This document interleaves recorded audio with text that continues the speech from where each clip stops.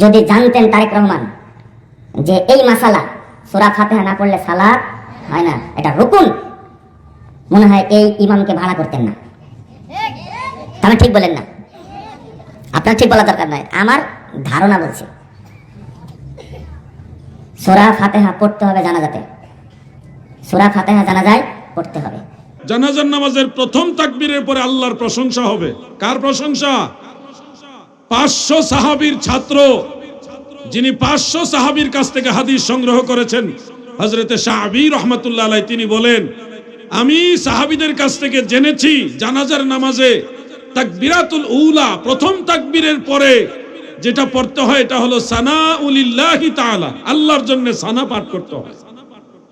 এরপরে তাকবীরে সানিয়া, যেটা দ্বিতীয় তাকবীরের পরে নবীজির উপর দুরূদ শরীফ পড়তে হয়, তৃতীয় তাকবীরের পরে দোয়া পড়তে হয়, চতুর্থ তাকবীর দিয়ে সালাম। এটা হযরতে আলী রাদিয়াল্লাহু আনহু বর্ণনা করেছেন, হযরতে সাহাবী নিজে ব্যাখ্যা করে দিয়েছেন। হযরতে আবু হুরায়রা রাদিয়াল্লাহু আনহুর নাম শুনেছেন আপনারা? তিনি সর্বাধিক হাদিস বর্ণনাকারী সাহাবী। এটা মুয়াত্তা মালিকের মধ্যে আছে। মুয়াত্তা মালিক হলো বুখারী শরীফ লেখার আগের কিতাব। ইমাম মালিক ইবনে আনাস, ইমাম বুখারীর উস্তাদের লেখা কিতাব। ইমাম বুখারীর উস্তাদের উস্তাদ, দাদা উস্তাদ ইমাম মালিক ইবনে আনাস রাহমাতুল্লাহ আলাইহি তার মুয়াত্তার মধ্যে হাদিস শরীফটা বিশুদ্ধ শুনে এনেছেন। হযরত আবু হুরায়রা আল্লাহর নামে কসম করে বলতেছেন, আল্লাহর কসম, যখন মাইয়িতের লাশ খাটিয়ার মধ্যে রাখা হয় তখন আমি কাব্বারতু, তাকবীর বলি, ওয়া হামিদুল্লাহ, আল্লাহর প্রশংসা করি, সানা পাঠ করি, এরপরে দ্বিতীয় তাকবীর বলি, তারপরে নবীজির উপরে দুরূদ শরীফ পাঠ করি, তারপরে তৃতীয় তাকবীর বলি, তারপরে মাইয়িতের জন্য দোয়া করি, চতুর্থ তাকবীর দিয়ে সালাম দেই। এটাই হলো জানাজা পড়ার নিয়ম। সুবহানাল্লাহ বলেন। 12 জন সাহাবী থেকে জানাজার নামাজের বিশুদ্ধ সনদের হাদিস রয়েছে, গ্রহণযোগ্য হাদিস রয়েছে। যেভাবে আমরা জানাজা পড়ি ওটা ঠিক, এটা 12 জন সাহাবী থেকে হাদিস আছে। কতজন সাহাবী? এরা তো জানেও না। সেই মুসান্নাফ ইবনে আবি শাইবা, ইমাম বুখারী এবং মুসলিমের উস্তাদের লেখা কিতাব। গত বুধবারে বাংলাদেশের সাবেক প্রধানমন্ত্রী বেগম খালেদা জিয়ার জানাজা হয়েছে। সারা দেশের লক্ষ লক্ষ মানুষ সেই জানাজায় শরীক হয়েছে, বহু আলেম ওলামা শরীক হয়েছে। আমরা দূর থেকে দোয়া করেছি। দেশ পরিচালনায় মানুষটার অবদান আছে, চেষ্টা করছে, ভুল ত্রুটি সবারই কম বেশি আছে, আল্লাহ তাকে মাফ করুক। এই জানাজার নামাজটা কত আনন্দের সাথে মানুষ করছে, দোয়া করে। মানুষ যারা ওনার অনুসারী, ফলোয়ার্স, রাজনৈতিক ফলোয়ার্স, তারা অত্যন্ত ধর্মীয় আবেগের সাথে জানাজাটা সম্পাদন করছে। হঠাৎ করে একটা মহল থেকে একটা পোস্ট দেওয়া হইলো যে জানাজার নামাজে সূরা ফাতিহা পড়ছে না, এর লাগে নামাজ হইছে না। আচ্ছা, জীবনে কোনোদিন শুনছেন জানাজার নামাজে সূরা ফাতিহা পড়ন লাগে? কোন কথা কোন শুনছেন আপনারা কোনোদিন? হেতে মশলা লই আইছে, বুখারী শরীফ আছে অত নম্বর হাদিস, তিরমিজি শরীফ আছে অত নম্বর হাদিস। বেগম জিয়ার জানাজার মধ্যে বাইতুল মুকাররমের খতিব সাহেব সূরা ফাতিহা পড়ছে না, এটা একটা মানে নামাজ হইছে না, এটা জাতির সাথে একটা ধোঁকা দেওয়া হইলো, এর মতো করে একটা পোস্ট দিয়ে দিছে। আচ্ছা, আপনাদের কাছে আমি একটা বিষয় বলা দরকার, কারণ না বললে আমাদের যুব সমাজ বিভ্রান্ত হয়ে যাবে। তারা মনে করবো হয়তো এটা বুখারী শরীফের কথা কইছে, তো মনে করবো এটাই ঠিক, আমরা মনে হয় 2 নম্বরই করতেছি। প্রিয় ভাই আমার, বন্ধুরা আমার, প্রথম কথা হলো বাইতুল মুকাররমের সম্মানিত খতিব সাহেব, কওমি অঙ্গনের ভালো একজন আলেম, তিনি মুহাক্কিক আলেম আব্দুল মালিক সাহেব, তিনি জানাজা পড়াইছে 4 তাকবীরে। এটা হানাফি মাযহাবের মাসআলা, এটা সহিহ হাদিস ভিত্তিক মাসআলা, এটা সঠিক হয়েছে। জানাজা 100% বিশুদ্ধ হয়েছে, সঠিক হয়েছে। এটা হলো প্রথম কথা। আর দ্বিতীয় কথা হলো জানাজার মধ্যে সূরা ফাতিহা পড়তেই হবে, নাইলে নামাজ হবে না। এই ধরনের আজগবি কথা কোনো জাল হাদিসেও নাই। একটা হলো কিতাবুল আন্দাজের মধ্যে আছে, বুখারী শরীফ এবং তিরমিজি শরীফের মধ্যে হযরত ইবনে আব্বাস রাদিয়াল্লাহু আনহুমা থেকে একটা riwayat আছে। সেই riwayatটার মধ্যে বলা হয়েছে জানাজার নামাজে সূরা ফাতিহা পড়া মিনাস সুন্নাহ, সুন্নাহর অন্তর্ভুক্ত। এটা না পড়লে জানাজা হবে না এই কথা নাই। বলা হয়েছে জানাজার মধ্যে সূরা ফাতিহা পড়াটা হলো কি সুন্নাহ, কিন্তু এই সূরা ফাতিহা না পড়লে জানাজা হবে না, এইটা কোনো জাল হাদিসেও নাই। এরপরে তিরমিজি শরীফে এই কথাটা আরো একটু সুন্দর করে লিখছে মিনাস সুন্নতি আও মিন তামামিস সুন্নাহ, এটা সরাসরি সুন্নাহ অথবা সুন্নাহ এর পরিপূর্ণতা, সুন্নাহর পরিপূর্ণতা, পরিপূর্ণ সুন্নত একটা হওয়ার জন্য এটা সহযোগী এরকম।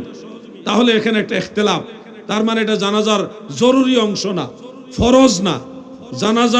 জানাজার এমন অংশ না যেটা ছাড়া জানাজা হবেই না, এরকম বিষয় না।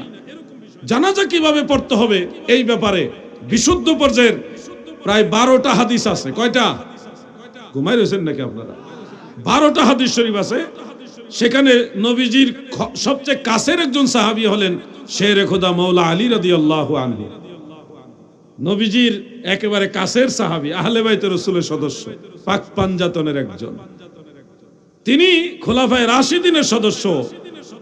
তিনি এই riwayatটা বর্ণনা করেছেন, ইন্নাহু কানা ইয়াবদাউ বিহামদিল্লাহি তাআলা সুম্মা ইউসাল্লি আলান নবী সাল্লাল্লাহু আলাইহি ওয়াসাল্লাম সুম্মা ইয়াকুল আল্লাহুম্মা ইগফিরলি আহইয়াইনা ইলা আখিরিল হাদিস। অর্থাৎ হযরতে শেরে খোদা মাওলা আলী রাদিয়াল্লাহু আনহু riwayat বর্ণনা করেন, জানাজার নামাজের প্রথম তাকবীরের পরে আল্লাহর প্রশংসা হবে। কার প্রশংসা? 500 সাহাবীর ছাত্র, যিনি 500 সাহাবীর কাছ থেকে হাদিস সংগ্রহ করেছেন, হযরতে শাআবী রাহমাতুল্লাহ আলাইহি, তিনি বলেন, আমি সাহাবীদের কাছ থেকে জেনেছি জানাজার নামাজে তাকবীরাতুল উলা, প্রথম তাকবীরের পরে যেটা পড়তে হয় এটা হলো সানাউলিল্লাহি তাআলা, আল্লাহর জন্য সানা পাঠ করতে হয়। এরপরে তাকবীরে সানিয়া, যেটা দ্বিতীয় তাকবীরের পরে নবীজির উপর দুরূদ শরীফ পড়তে হয়, তৃতীয় তাকবীরের পরে দোয়া পড়তে হয়, চতুর্থ তাকবীর দিয়ে সালাম। এটা হযরতে আলী রাদিয়াল্লাহু আনহু বর্ণনা করেছেন, হযরতে সাহাবী নিজে ব্যাখ্যা করে দিয়েছেন। হযরতে আবু হুরায়রা রাদিয়াল্লাহু আনহুর নাম শুনেছেন আপনারা? তিনি সর্বাধিক হাদিস বর্ণনাকারী সাহাবী। এটা মুয়াত্তায়ে মালিকের মধ্যে আছে। মুয়াত্তায়ে মালিক হলো বুখারী শরীফ লেখার আগের কিতাব। ইমাম মালিক ইবনে আনাস, ইমাম বুখারীর উস্তাদের লেখা কিতাব। ইমাম বুখারীর উস্তাদের উস্তাদ, দাদা উস্তাদ ইমাম মালিক ইবনে আনাস রাহমাতুল্লাহ আলাইহি তার মুয়াত্তার মধ্যে হাদিস শরীফটা বিশুদ্ধ শুনে এনেছেন। হযরত আবু হুরায়রা আল্লাহর নামে কসম করে বলতেছেন, আল্লাহর কসম, যখন মাইয়াতের লাশ খাটিয়ার মধ্যে রাখা হয় তখন আমি কাব্বারতু, তাকবীর বলি, ওয়া হামিদুল্লাহ, আল্লাহর প্রশংসা করি, সানা পাঠ করি, এরপরে দ্বিতীয় তাকবীর বলি, তারপরে নবীজির উপরে দুরূদ শরীফ পাঠ করি, তারপরে তৃতীয় তাকবীর বলি, তারপরে মাইয়াতের জন্য দোয়া করি, চতুর্থ তাকবীর দিয়ে সালাম দেই। এটাই হলো জানাজা পড়ার নিয়ম। সুবহানাল্লাহ বলেন।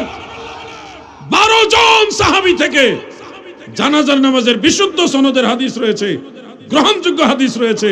যেভাবে আমরা জানাজা পড়ি ওটা ঠিক, এটা 12 জন সাহাবী থেকে হাদিস আছে। কতজন সাহাবী? এরা তো জানেও না। সেই মুসান্নাফ ইবনে আবি শাইবা, ইমাম বুখারী এবং মুসলিমের উস্তাদের লেখা কিতাব, কিন্তু একটা প্রপাগান্ডা ছড়ায় দিল, সারা দেশের মানুষের মধ্যে একটা আতঙ্ক ছড়ায় দিয়েছে। ওরে বাইতুল মুকাররমের খতিব সাহেব জানাজা পড়াইছে, বেগম জিয়ার জানাজা হইছে না। নাউজুবিল্লাহ। কোন এগুলি ফিতনাবাজ। এরা কি ফিতনাবাজ? জানাজার নিয়মটা আমার সাথে একটু শেয়ার করেন। তাকবীর দেওয়ার পরে, প্রথম তাকবীরের পরে সানা পড়তে হয়। বলেন কি পড়তে হয়? জোরে বলেন কি পড়তে হয়? দ্বিতীয় তাকবীরের পরে নবীজির উপরে দুরূদ শরীফ পড়তে হয়। বলেন কি পড়তে হয়? তৃতীয় তাকবীরের পরে দোয়া পাঠ করতে হয়। বলেন কি করতে হয়? চতুর্থ তাকবীরের পরে কোনো কিছু নাই, চতুর্থ তাকবীর দিবেন, ডানে বামে সালাম ফিরিয়ে ফেলবেন। এই হলো জানাজার নিয়ম। এই নিয়ম আমি নিজে বানায়া বলিনি, রাসূলের সাহাবায়ে কেরাম বলেছে, তাবেঈরা বলেছে। আমি আপনাদেরকে এক কথাই বলে দিলাম, অনেকগুলো কিতাবে আছে। আলাউদ্দিন জিহাদির দলিল ছাড়া কথা বলে না। মনে রাখবে, বাংলার বুকে এমন কোন বাপের বেটা জন্ম হয়নি এই মাসআলা উল্টায় দেওয়ার জন্য মোকাবেলা করে সামনে আসবে, এমন কোন বাপের বেটা জন্মই হয়নি। ইমানের জোরে বললাম, জানাজার নামাজের নিয়ম পাল্টানোর কোনো সিস্টেম নাই। বলবেন যে তো ওই হাদিসে যা আছে সূরা ফাতিহা পড়া সুন্নাহ, এটার মাসালা দিয়েছেন হানাফি বড় বড় মুস্তাহিদরা। ওনারা বলছে প্রথম তাকবীরের পরে সূরা ফাতিহা পড়তে হবে, এই ব্যাপারে কোনো সহিহ হাদিস নাই। এই হাদিসটা হানাফি মাযহাবও বাদ দেয় না। এই হাদিসের উপরে হানাফি মাযহাবের ইমামরা আমল করে। কেমনে আমল করে? ফতোয়া আলমগীরি এবং হেদায়ের মধ্যে উল্লেখ আছে। ফতোয়া আলমগীরি এবং হেদায়ের মধ্যে উল্লেখ আছে, কেউ যদি জানাজার নামাজে তৃতীয় তাকবীরের পরে যেখানে দোয়া পড়তে হয় ওই জায়গায় মাঝে মধ্যে সূরা ফাতিহা দোয়া হিসেবে পড়ে তাহলে জায়েজ হবে, সব সময় না, মাঝে মধ্যে। এত করে কি হবে, অন্য সবগুলো হাদিসও আমাদের মানা হইলো, এই হাদিস শরীফটাও মানা হইলো, কোনো হাদিস আর বাদ পড়লো না। কথা বুঝতেছেন না আপনারা? কোনো হাদিস আর বাদ পড়লো না। আমরা তো নবীজির সব হাদিস মানি, মানার চেষ্টা করি, কিন্তু যারা একটা মানে আর 10টা অমান্য করে এরা কি আসলে হকের উপরে আছে না ফিতনাবাজ? আশা করি বিষয়টা ক্লিয়ারলি বুঝতে পারছেন। আমি এই বিষয়টা নিয়ে কথা বলতাম না, কারণ এটা একটা সমাজের মাহফিল। সমাজের ভিতরে জানাজার নামাজ পড়ে কিনা, কি ঘুমাই রয়েছেন না আপনারা? জানাজা পড়েন না আপনারা? তাহলে জানাজার সম্পর্কে আপনাদের একটা পিওর বিশুদ্ধ ধারণা রাখা দরকার আছে কিনা? জাতীয় পর্যায়ে একটা বিষয় আমাদের বক্তব্য হয়ে গেল, এই সমাজের মানুষগুলি একটা কোরআন হাদিস সহিহ হাদিসের আলোকে একটা সমাধান পেয়ে গেল, কোনো ধরনের ফিতনা আমাদেরকে গ্রাস করতে পারবে না।